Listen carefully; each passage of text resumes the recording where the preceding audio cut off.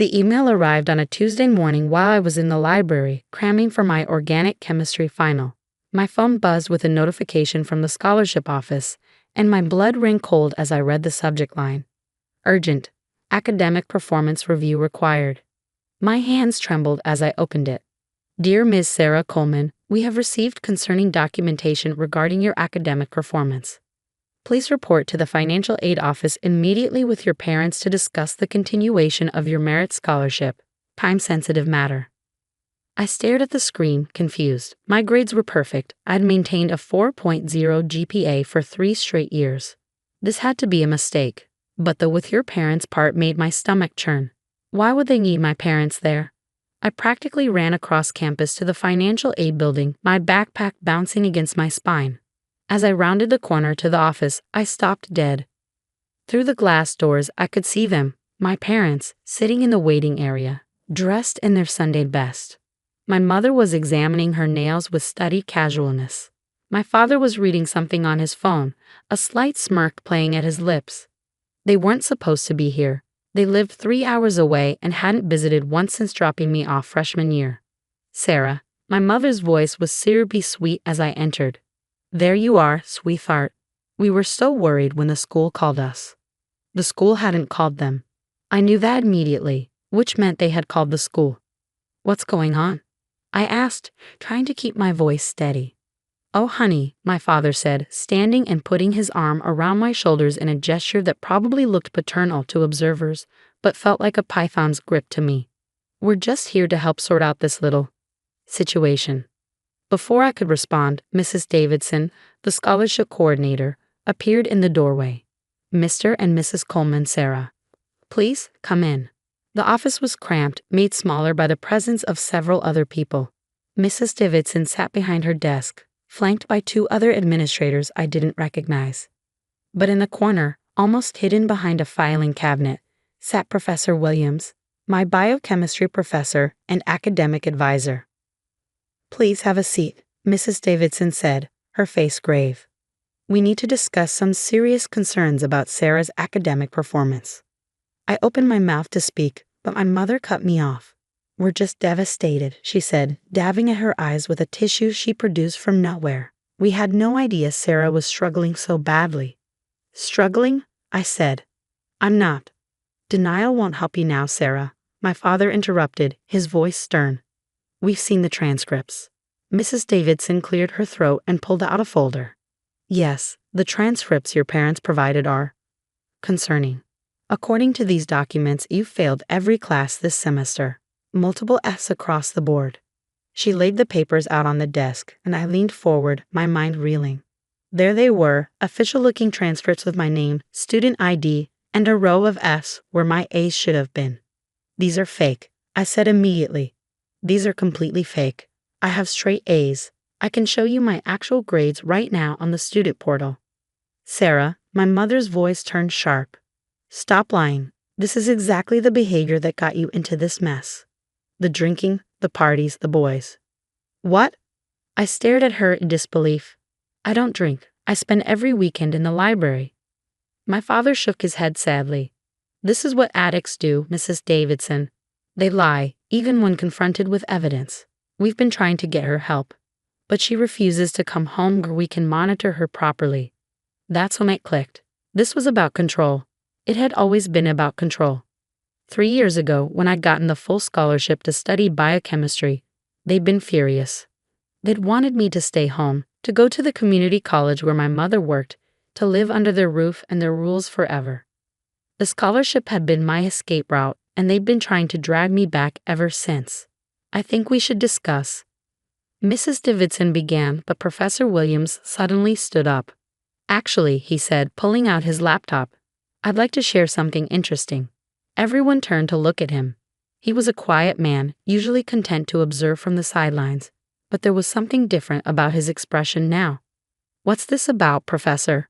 Mrs. Davidson asked. Well, Professor Williams said, opening his laptop and connecting it to the room's display screen, I have a rather unusual habit.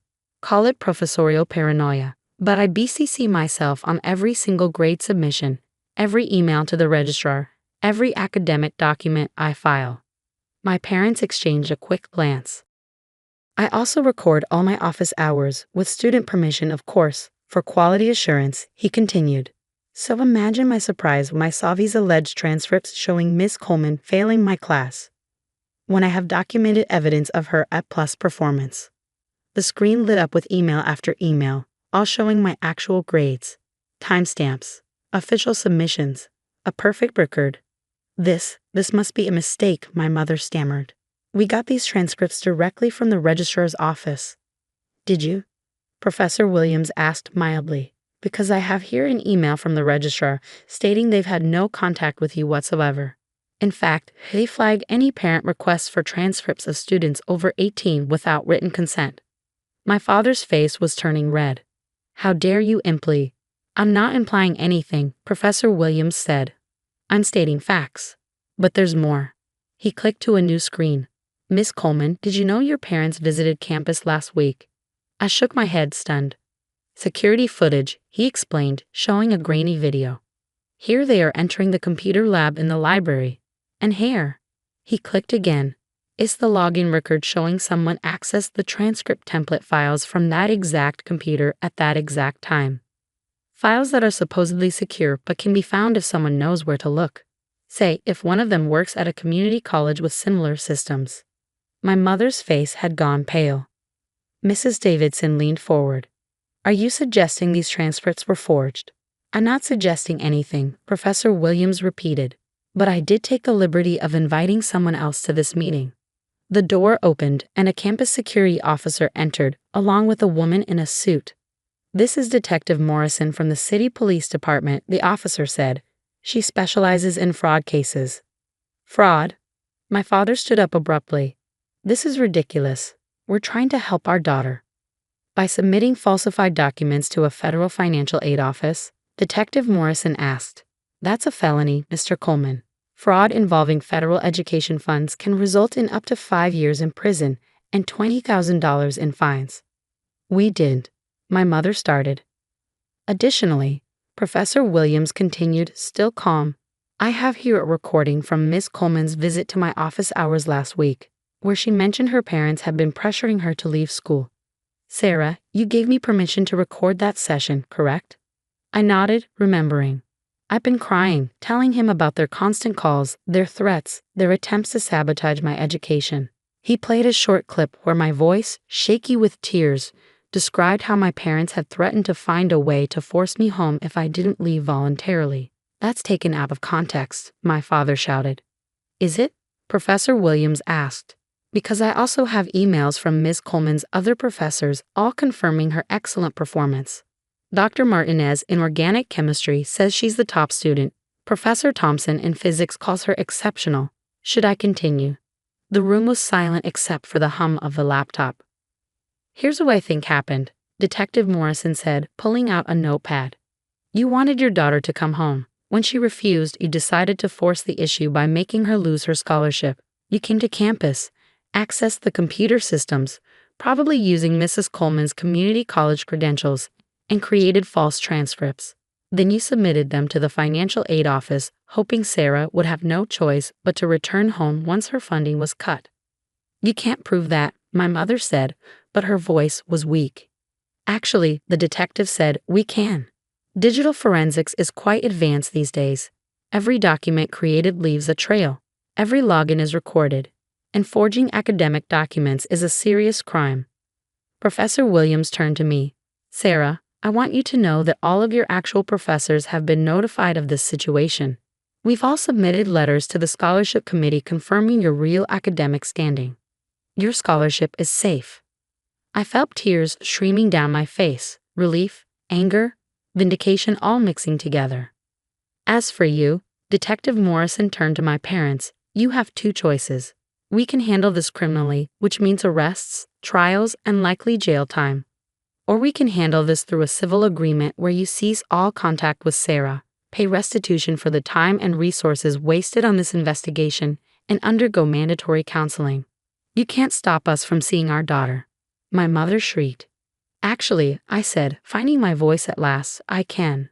I'm filing for a restraining order. Today. Sarah, please, my father's tone changed, becoming wheedling. We only wanted what was best for you. You don't understand the world.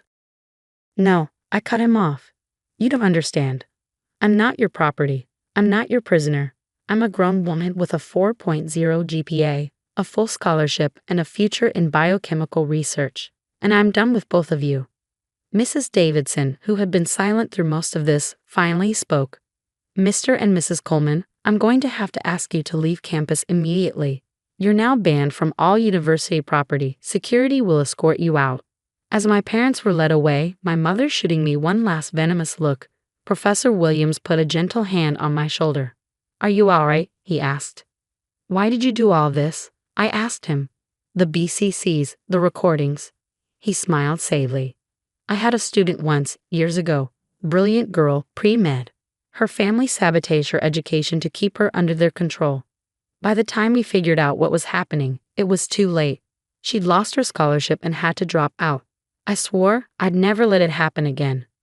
Mrs. Davidson apologized profusely for the ordeal and assured me my scholarship was secure. The detective gave me information about filing a restraining order and victim services on campus. As I left the office, my phone buzzed with texts from my parents, threats, pleas, accusations. I blocked both numbers without reading them all. That night, I sat in my dorm room looking at my real transcripts on my laptop.